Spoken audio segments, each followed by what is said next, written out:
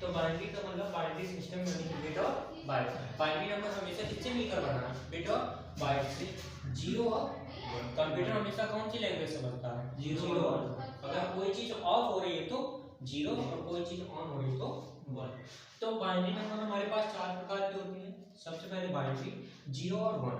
तो बेस कितना होगा इसका, 2, यानी कि कैरेक्टर कितने हैं टोटल, 2। तो बेस 2। फिर इसके बाद आता है ऑक्टल दूसरे नंबर पर, तो 0 से लेकर 7 तक बेस कितना बनेगा, 8, क्योंकि टोटल कैरेक्टर कितने हैं इसमें, 8। 0 और 1 से लेकर 7, 0 मिलाकर 8, बेस कितना बनेगा, 8। फिर आता है डेसिमल 0 से लेकर 9 तक, बेस कितना बनेगा, 10। फिर 4 नंबर आता है हेक्साडेसिमल 0 से लेकर 9 तक नंबर, और उसके बाद अल्फाबेट नंबर, इसके बाद ए से लेकर और एफ तक अल्फाबेट। यानी कि जब आप 10 लिखोगे तो 0 और 1 समझेगा कंप्यूटर, समझ रहे हो। इसके बाद 11 लिखोगे तो डबल बाइनरी समझेगा। इसलिए हम क्या चलते हैं, अल्फाबेट चलते हैं, कब से, 10 से लेके और 15 तक, है समझ। फिर इसके बाद करेंगे क्या, अब करते क्या है कि हमें अब जैसे बोल दिया गया कि आपको कन्वर्ट करना है हेक्सा बाइनरी से हेक्साडेसिमल, ठीक है। तो कन्वर्ट कैसे करेंगे, बाइनरी मान लेते हैं, कुछ लिख दिया 101, तो बेस कितना लगा है, तो बेस 2 जहां पर लगा हो इसका मतलब किसका नंबर है, बाइनरी का। कन्वर्ट करना हमें 10 में, यानी कि बेस 10 लगाओ तो इसका मतलब हमें कन्वर्ट किसमें करना है, डेसिमल। तो बाइनरी को बाहर निकालो और 1 से चालू करो। यहाँ पर 1 के नीचे 1, ठीक है, 1 के नीचे 1 लिखो, 1 के नीचे 1। अब 1 का दूना कितना होता है, 2, ठीक है। तो 2, अब 2 को मल्टीप्लाई करते चलेंगे इसके आगे, फिर 2 का दूना 4, तो लिखेंगे 4। हमें नंबर वही जोड़ना है जिनके ऊपर 1 लिखा हो, यानी कि 4 और 1 5, 0 वाला नहीं जोड़ना है, या तो आप काट दो यहाँ से और या तो जोड़ दो, ठीक है। तो हमें जब 0 वाला जोड़ना है तो उसका काम क्या, सिर्फ हमें लिखना है, समझ रहे हो, सिर्फ लिखना है। फिर इसके बाद 4 1 5, आंसर कितना आया, 5। तो डेसिमल में कितना रखोगे कि आंसर 5 आया समझ में।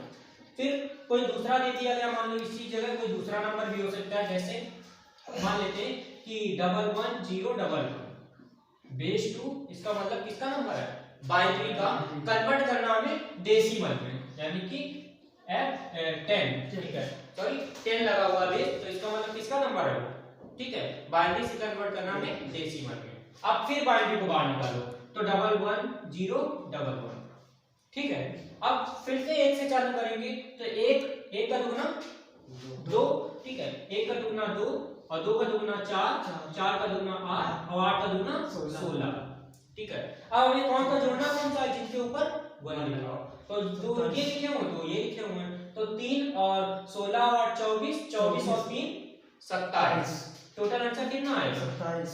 24 प्लस 3 बराबर 27, आंसर कितना आएगा 27। तो ये होता है हमारा बाइनरी से डेसिमल में कन्वर्जन, यानी कि अगर आपको कोई नंबर या बाइनरी दे दी जाए तो आप बाइनरी से डेसिमल में कैसे कन्वर्ट कर सकते हो, ऐसा समझिए।